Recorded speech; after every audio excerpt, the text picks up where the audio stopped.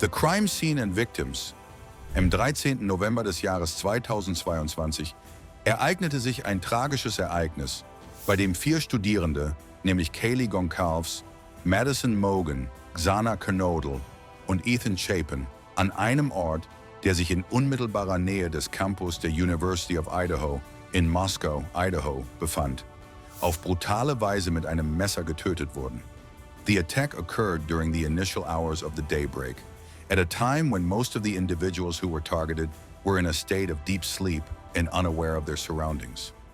2 zusätzliche Bewohner waren auch im Gebäude anwesend, blieben jedoch unbeschadet.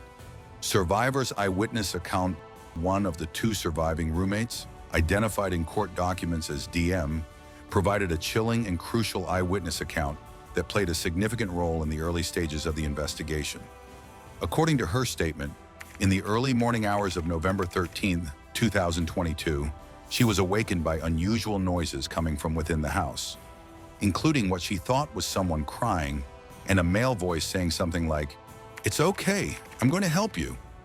As she opened her bedroom door to look outside, she saw an unknown man dressed entirely in black clothing and wearing a mask that covered his mouth and nose.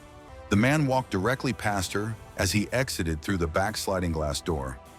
Though she did not recognize him, she noticed that he had a slim build, stood approximately 5 feet 10 inches or taller, and had bushy eyebrows, a detail that later became a key descriptive element in identifying the suspect.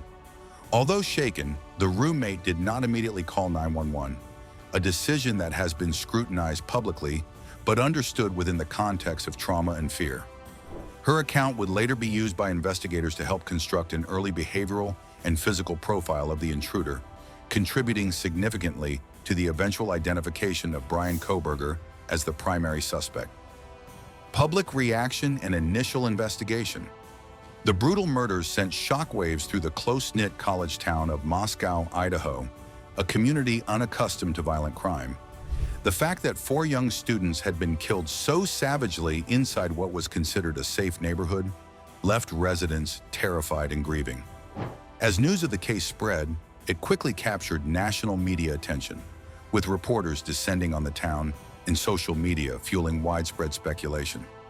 The absence of any suspects or arrests in the weeks following the attack only deepened public anxiety, leading to rampant theories and criticism of the investigation. Local law enforcement, supported by state and federal agencies, came under intense scrutiny and pressure to deliver answers. Balancing the demands of a high-profile case with the need for meticulous forensic work and due process, investigators worked around the clock to gather evidence, pursue leads, and reassure a community that was growing increasingly desperate for justice. DNA and key evidence. During the forensic sweep of the crime scene, investigators discovered a knife sheath lying on a bed next to one of the victims. This sheath, believed to belong to a military-style K-bar knife, became a critical piece of physical evidence. What made the find especially significant was the presence of a single source of male DNA on the sheath's snap button, which had been used to secure the knife. At the time, the DNA did not match anyone in existing criminal databases, but investigators used genetic genealogy to trace it to a family lineage. This process ultimately led them to Brian Kohberger, a PhD criminology student living in nearby Pullman, Washington. In a strategic move, law enforcement conducted a trash pull from outside Kohberger's family home in Pennsylvania, where he had traveled for winter break. Among the discarded items, they found a used Q-tip, which forensic analysts confirmed contained DNA that matched the profile from the knife sheath.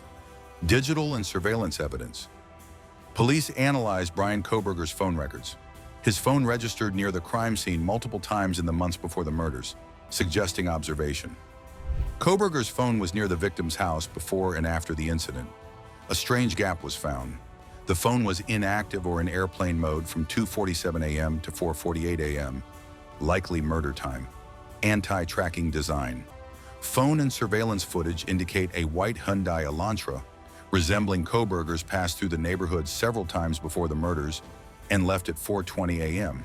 Digital tracking and video evidence placed Kohberger near the incident at the crucial moment, supporting charges. The suspect, Brian Kohberger. The academic background of 28-year-old Washington State University PhD.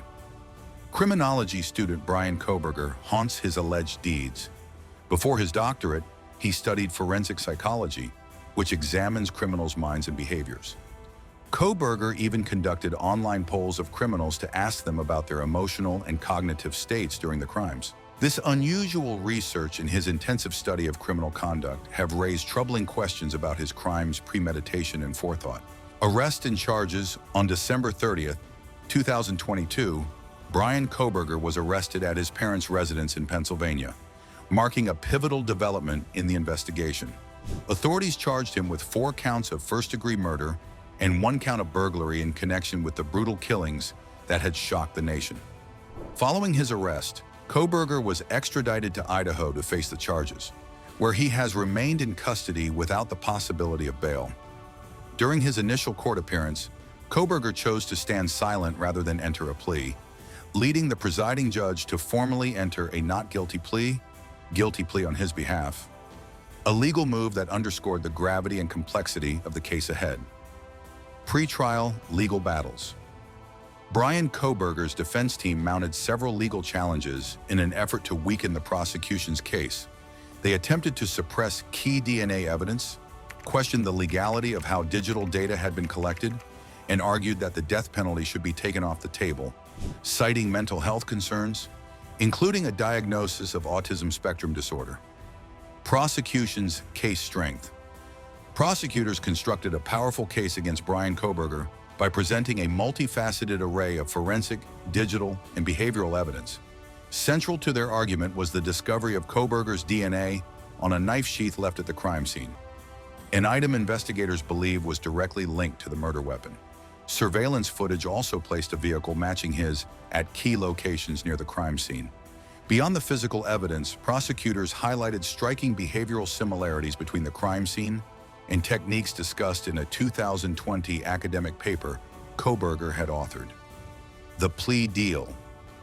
In an unexpected twist of events that occurred in the month of July in the year 2025, Bryan Kohberger made the decision to accept a plea agreement, admitting his guilt to each and every accusation brought against him. As part of the agreement, the prosecutors agreed to cease their efforts to seek the death penalty. Consequently, Kohberger was handed down a total of 4 back-to-back life sentences with no chance of parole, in addition to a further sentence of 10 years for the burglary offense. Sentencing and victim impact statements. At Bryan Kohberger's sentencing in July 2025, the courtroom was filled with raw emotion as family members of the victims delivered powerful and heartbreaking impact statements. Remaining questions and controversies. Despite the fact that Kohberger pleaded guilty, he never provided an explanation for his motive behind the crime. The reason behind his selection of that particular residence, or those specific individuals, remains undisclosed at this point in time. Blocking of crime scene photos. Im August des Jahres 2025 entschied ein Richter aus Idaho, die öffentliche Veröffentlichung von detaillierten Tatortfotos zu blockieren, den Familien der Opfer Respekt zu erweisen. The main objective of the ruling was to avoid causing further trauma, even though it also restricted the general public's ability to fully comprehend the extent of the evidence and the brutality of the crime scene. Thanks for watching and subscribing channel.